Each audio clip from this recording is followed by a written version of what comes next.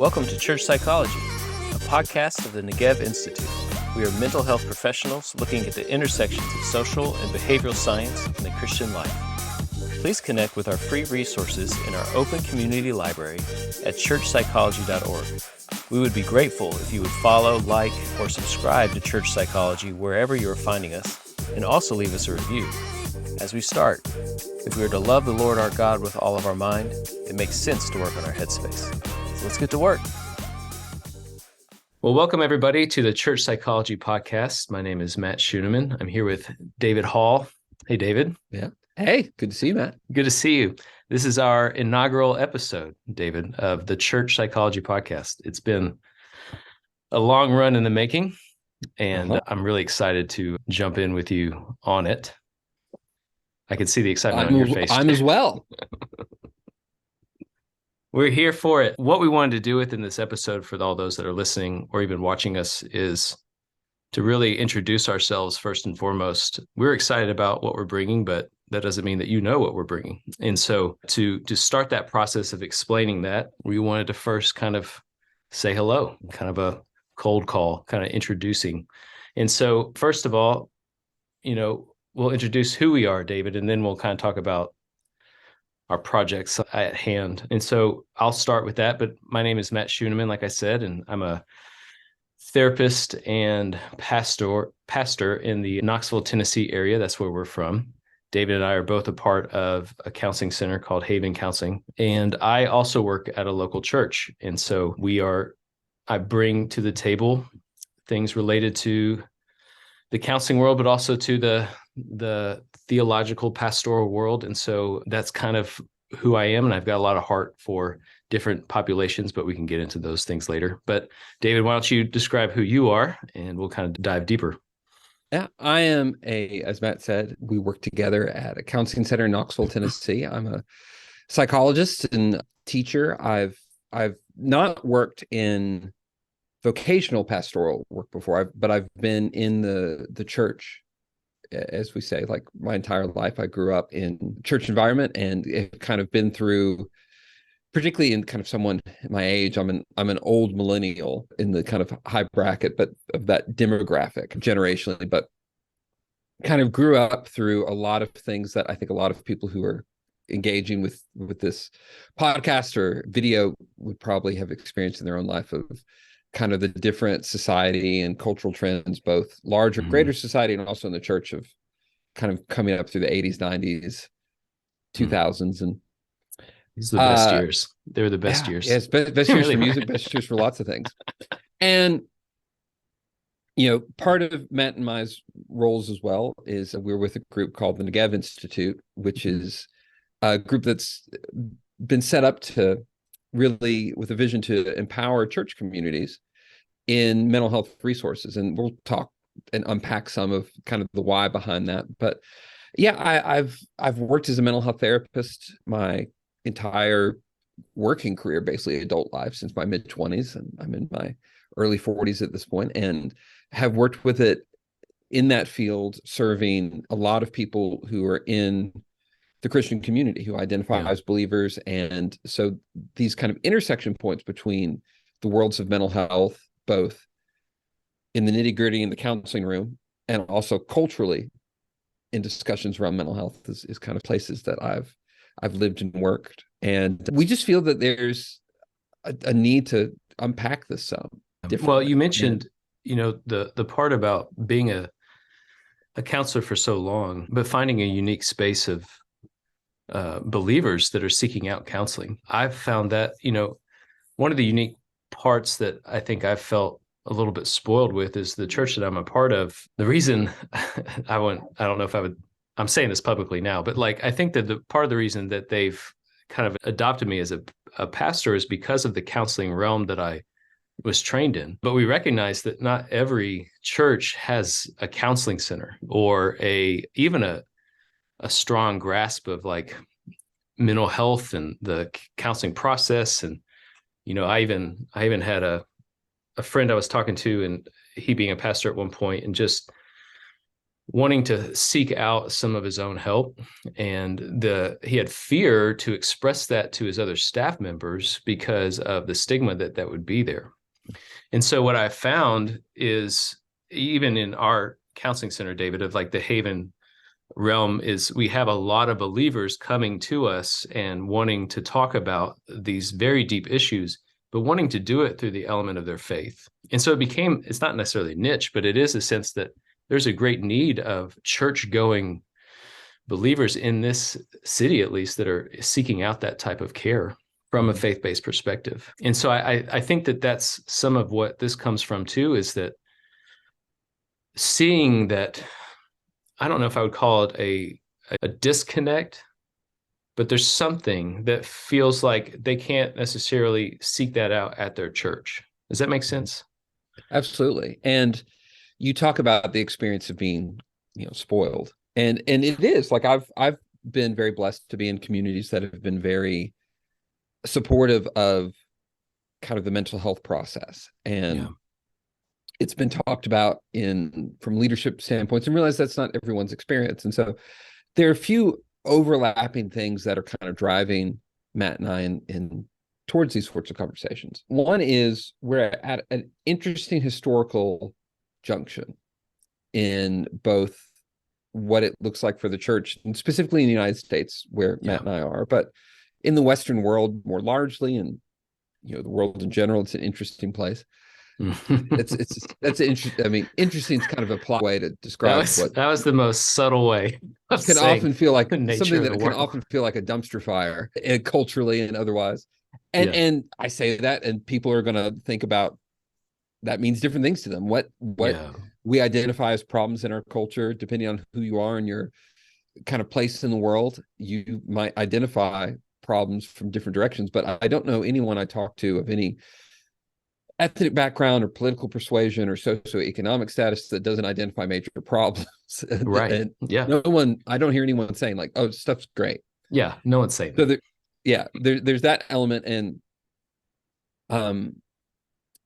And there's an interesting posture culturally towards mental health. It's in a lot of ways, we see it kind of replacing from a humanistic secular perspective, a lot of spiritual development and guidance, discipleship sorts of things, that therapy has kind of become the sanctification process. Yeah. And it's interesting, just in the times I've worked in the field, I've seen a shift on both how inside and outside the church mental health is perceived. I think some of it's positive. I think some of it has some major caveats to it, and just want to kind of speak to that. But I think that's one element of just, we feel we're at an interesting juncture in both church culture and wider secular culture to talk about mental health and Christian spiritual development. That's one. The other is in our work, something that Matt and I have talked about of being a mutual experience we've had, is we feel very honored and appreciate being able to sit with individuals, with couples and families, and to kind of be with them as they're navigating what are very stressful things in their lives, in behaviors, emotions, relationships, what that looks like. And it's a great honor to, particularly when people have growth in the space that we share with them. But something that so many of us in the counseling world experience is the difficulty of scaling. Of that, we have only so many hours we can give to people one-on-one. And Matt and I are fairly limited in our schedule of being able to see new people. We're not fairly, we are limited. And we try things in the counseling space to solve it. I founded the counseling center. I'm the director of it, that we work in, and we grow and we bring on people. But there's a sense that there's never going to be enough counselors that we can hire that can provide enough services. And so part of what our desire is, what are the things that we can distill down to people in pastoral roles, whether that's vocational pastoral roles or even just in volunteer, just what it is to be in a church community as a layperson. I think of the person that's a high school leader. He's 30 years old. He probably has his own kids. He's got no time really to do any of this research, yet he's sitting with a bunch of 16-year-old boys who are having the world thrown at them in a way that's so destructive. And I think about him and I think about like how difficult that is to navigate with them and the time it takes. I have little kids and I recognize that the time is gone. You have no time for yourself. But what if there were things out there? And there are things out there, but we want to continue to provide those things to the population around us or to other places that are easily accessible so that you can kind of learn on these things and not have to whether get a doctoral degree or a counseling degree to be able to sit with these men, these boys, and help guide them into the sanctification process. So it's kind of aligning with what I think the goal of the church has been for so long, is just recognizing that this is a complex time we're in. We want to provide those things to help distill it down in the midst of the complexity. So I just want to kind of anecdotally say that because I think that those people are on my heart. And so if you're listening to this or seeing this, like that's who we're talking to is you.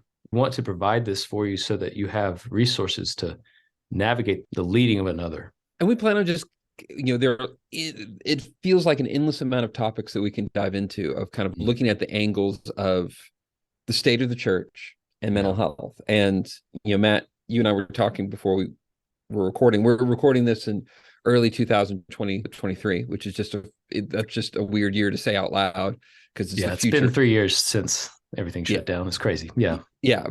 But recently there was nationally the presidential State of the Union. There was in our state, Tennessee, the state of the state, and talk about kind of the state of the church. And the state of the church is a big thing. Yeah, and we as don't it necessarily relates.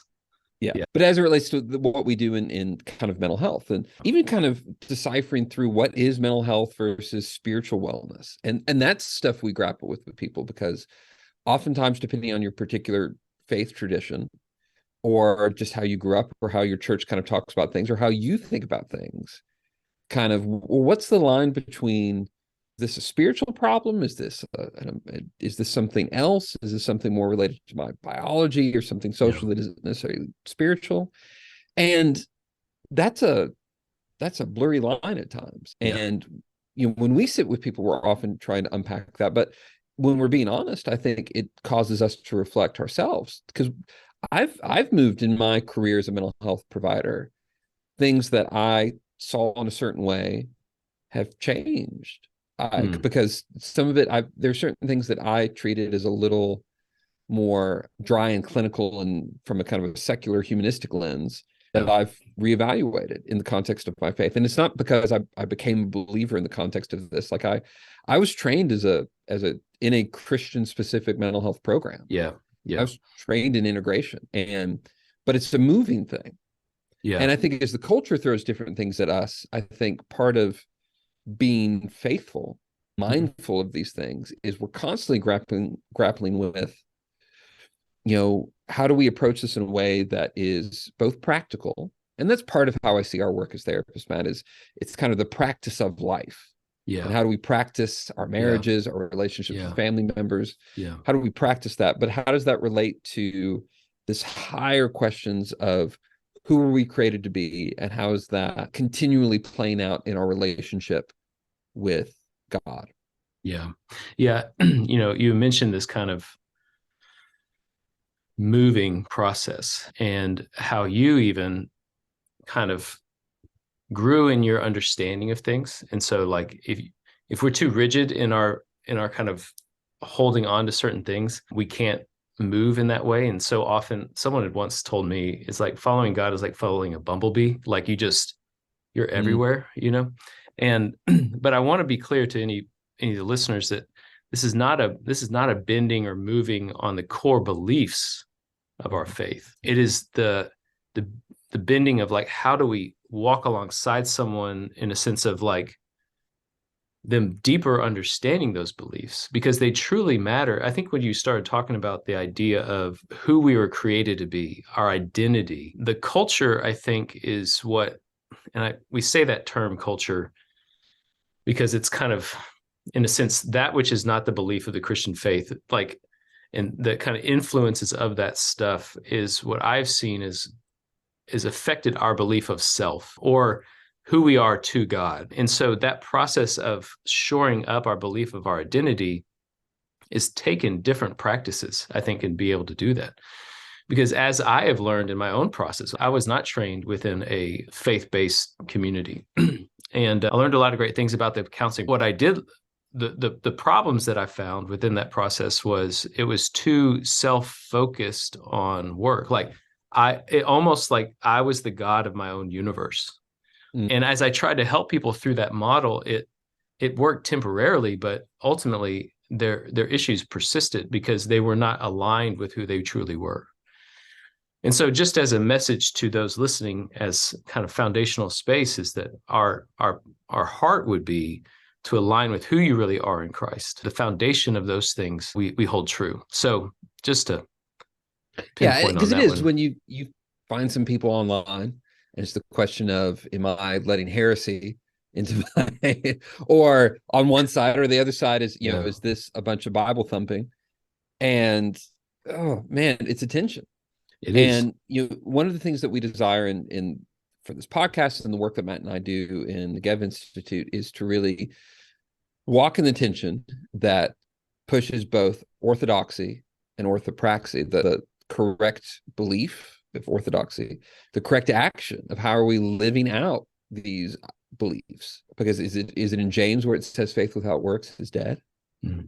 And but it not to be one of the, and then something that we bear witness to all the time is, it's something that Matt and I talk about, is even orthopathy, the being right in your suffering, because that's real. That is where we are. So we want to kind of talk through that from a biblical foundation that is also really interested in engaging with the science of emotions and behaviors and relationships, because that's where Matt and I live, and we believe in it. We believe that there are things that can be discovered and are knowable in the physical temporal world we inhabit, but how to see that in its correct relationship with the transcendent God. And if that's something that you've thought about, that you've struggled with, we're there with you. And it's less even that we feel that we're experts in it, but it's the trench that we are in all the time. It's where we're fighting, and we spend a lot of time and a lot of energy kind of working in that. And even if we're just leading this conversation a few steps ahead, then we can still feel good about it. And we might end up backtracking. You and Matt and I may end up doing some episodes where we talk about something and we come back later and be like, you know what? No, just we're kidding. wrong about that.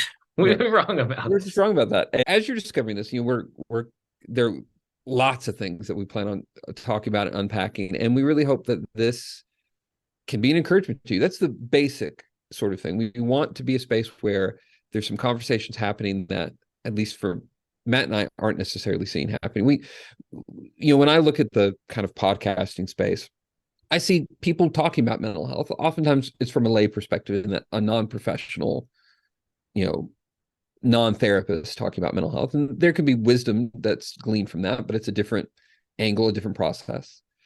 I see people kind of talking about spiritual sorts of things. They don't necessarily have a strong mental health background or mindset. And we just wanted to kind of speak into the space where we felt there was a gap. But at its core, how can we offer people that are that are engaging in the life of a believer in a community, as imperfectly and as flawed as that may look like? What are the practical tools that we can offer related to the work that we do that can be an encouragement and in whatever ways help sustain you in the life that you're feeling called to live? Church Psychology is a production of the Negev Institute, a research, resource, and teaching initiative that aims to provide Christian communities with practical education and consulting to faithfully speak to our needs in mental health, relational science, and human habit and behavior.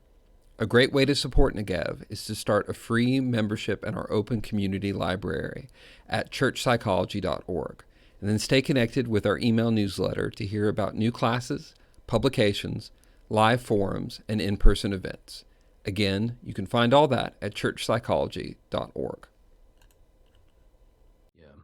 Yeah. You talk about, David, this tension, and I envision the conversations, and I don't want to speak to this as like again, we're experts at this because I appreciate you saying it that way, but it's more of a place I think that we both choose to be is, you know, I I believe both sides and I want to hold the tension between the two. I think so often is if we're going to just to speak to the cultural norms for a minute is the divisiveness within Mm. the world around us is because we choose not to hold the tension between two sides that feel sometimes opposed.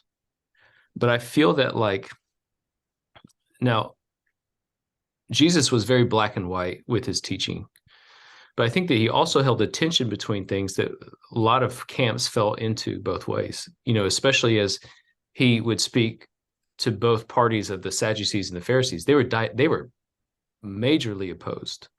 Yet he would speak to things that would be holding the tension of you both see it incorrectly. Now, I don't want to presume that like we're going to be speaking to the level of Jesus, so don't take that like, but there's a sense of holding that tension that we need more conversations, and so we want to begin the conversations, but we don't want to be the only ones having them. We want to encourage you to have the conversations or to bring other experts on that will help hold these conversations with us that hold the tension. And so I like that phrase so much of being in the trench because it does feel like that at times. This is we are cared for by God, and he provides for us and comforts us, but that doesn't mean that this life is easy.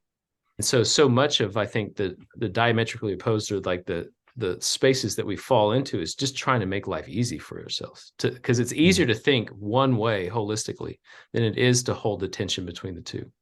And so that's where we're going with that. David, I wanted to come back to something. We've used this phrase and we're using this as ultimately a welcome in, but an introduction of the things we've been working on. Would you spend a couple minutes just and maybe kind of repeating what you're saying, but talk about the Negev Institute? What's the heart behind it? Because this podcast, the Church Psychology Podcast, is part of an overarching umbrella of the Negev Institute and something that we've been working on doing. So what, and maybe it's even, we don't have it planned necessarily, but here's some ideas that we have kind of coming down the road. Sure, absolutely. Yeah. So there's a great dramatic origin story in some ways, which I love. Like, well, it's funny, like someone who grew up in the someone who grew up in the church. I remember I grew up in the settings where the idea of giving your testimony was an important thing. And I remember as a teenager feeling disappointed that I did not have a great testimony because I had never been in a biker gang. I had not been selling drugs. I did not. Because I went to at 14, you didn't. It's amazing that you didn't. Well, I went to a Christian school, and so we had weekly chapel, and there were speakers that kind of came in, and I mean, I was living wrong. I was, you can't believe what I was doing. I was selling meth out of my 6th grade homeroom and whatever it was. I never had those testimonies. I didn't either. I can't say my testimony was that I was my parents came to faith when I was an infant, and they very purposely tried to raise me in faithful sorts of ways. And I went through the Christian life of baptism and confirmation and Bible study, and I had questions and things like that throughout, but I never left the faith.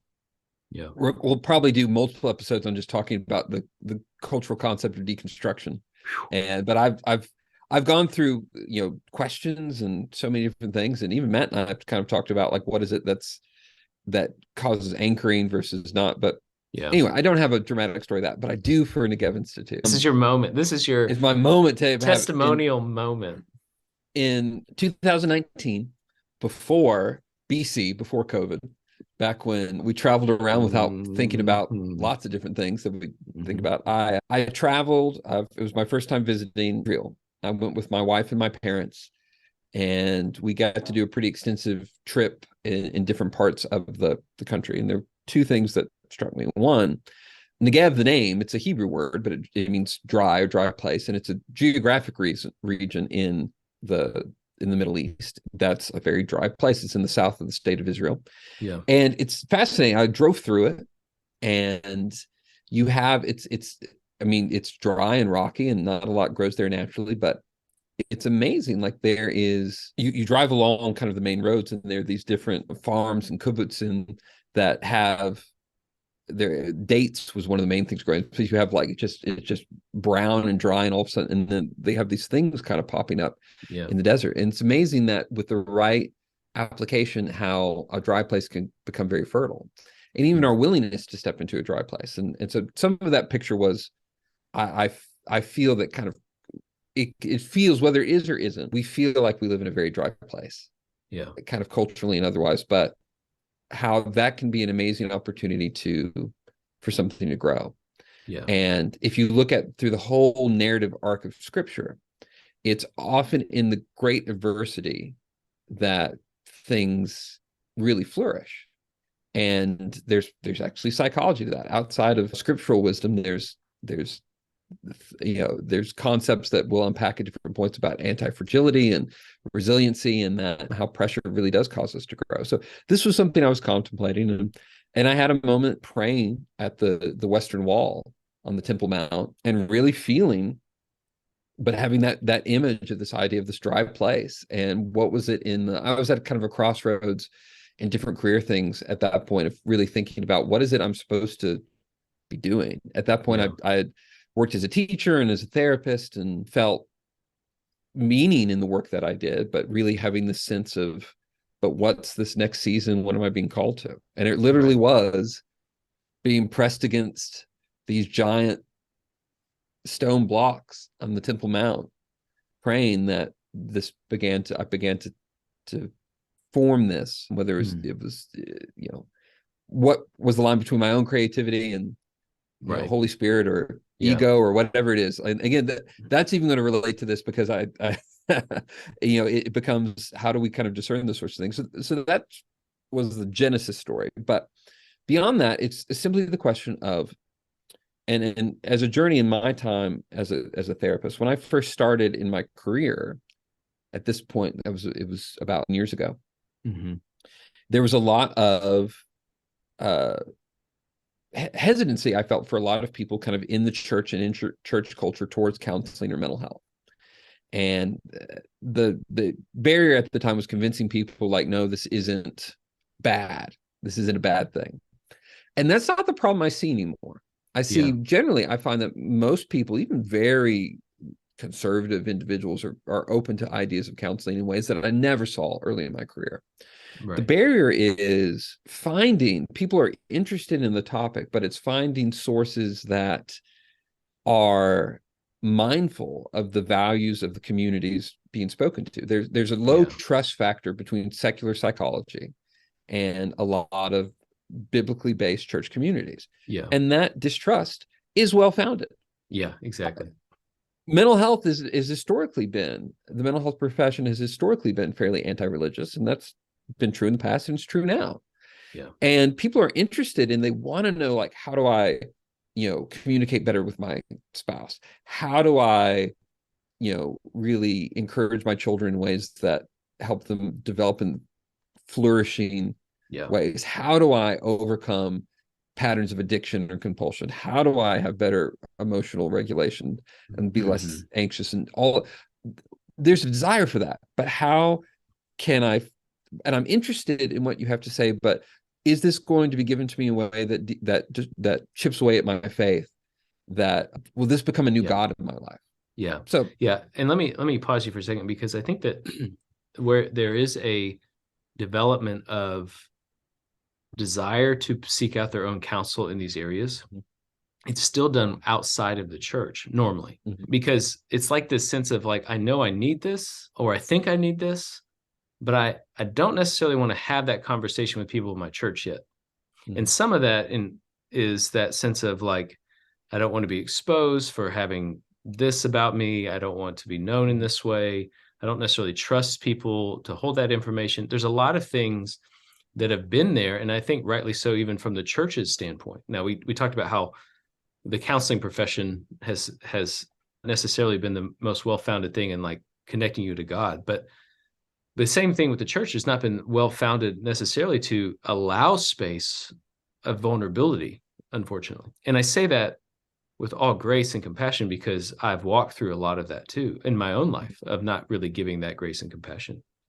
And Mhm. so there's a both and in that, even of like how people feel maybe stuck, that I want to have biblically based understanding of these complex mental health issues, Mhm. right? And to That find is that tension. informed by, Yes. that is grounded to that, but informed by what we, because there is a science in this. This Yeah. isn't like and because Matt and I, for those who are familiar with different theories of mental health, and most people may not be, but there is a space called biblical counseling or nouthetic counseling, which has this idea of like we just need the Bible and that's it. And that's not where either of us work. Like we work from clinical theories, things that are tested, that weren't necessarily invented by believers. That wasn't, and do we do it perfectly all the time? No. No. But the But same we thing, I believe would that. say, yeah, I would say that even though they may not be invented by believers, I've seen God use them. Mhm. And so it's kind of like, I don't want to go down that path, but like who really invented it? Who brought it to light? Yeah. And that's the God's work, I think, through all these things. But go ahead. To work out our faith with fear and trembling Mm. is a scriptural mandate. And it's sort of like, and this is something, as we've said, Matt and I want to be encouragements to those who are engaging with this. But this is also kind of us exposing our own process of what is it to be, Yeah. licensed mental health clinicians who desire to work in the context of our faith and what we see as biblical truth. Mm-hmm. And how does it all merge together? And what are the things that we can share about our own thoughts and processes of kind of struggling with this that Yeah. may be an encouragement and benefit to other people? So, but we're excited to So go on this journey with y'all. yeah. So let's practically, what Yeah. should people be looking out for as it relates to whether the Church Psychology podcast or even the Negev Institute moving forward? What could be things that like, hey, keep on the lookout for this? We're constantly looking at what is material that we can either direct people to. It's even just the curation process of and when we find gaps, what can we create that helps answer or speak to some of these felt needs. There are lots of things Matt and I are very passionate about as teachers and the work that we do around, developmental sorts of things for young adults, about the impacts of social media, of aspects of addictive behaviors, whether that's in substances or behaviors, eating, shopping, sex, so many different things that represents so much of the time we unpack this with people of how to, you know, of we'd like to be able to share things about what are practically some practical tools that I can start implementing in my life so I can communicate better with my spouse. Yeah.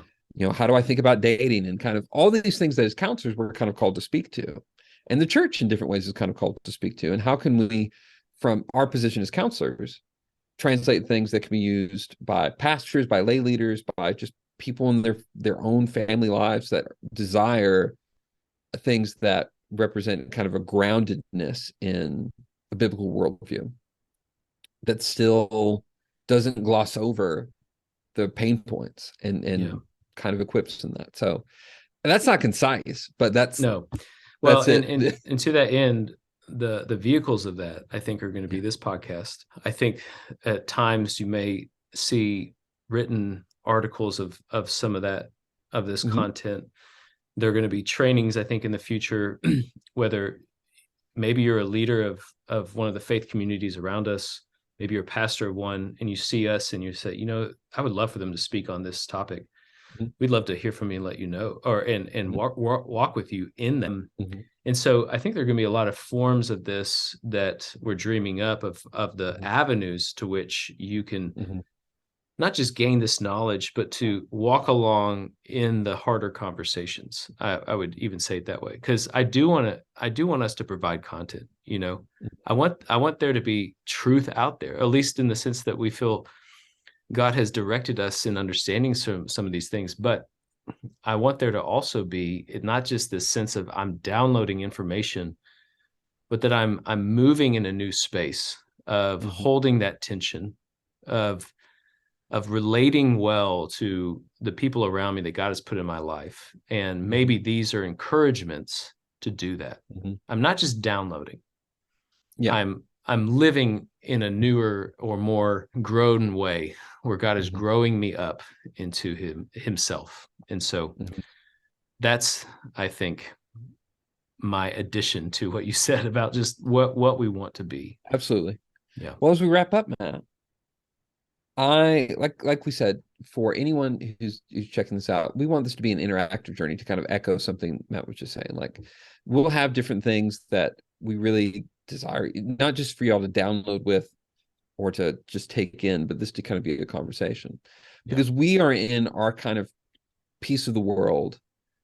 We inhabit a certain geographic space, certain cultural spaces, and we want this to be an open conversation. We don't want this to be just, two white guys explaining the world, but we really want to be open for kind of the different voices in the church in that. Yeah, And absolutely.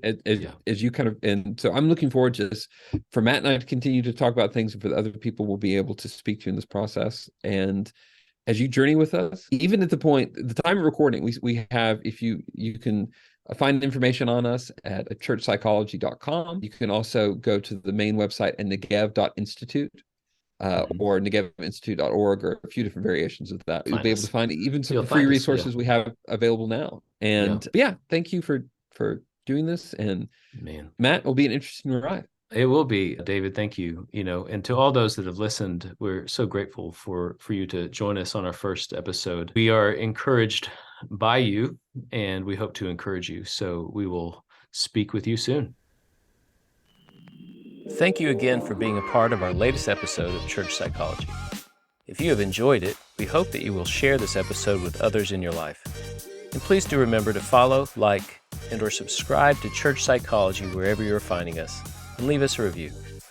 We look forward to connecting with you again soon.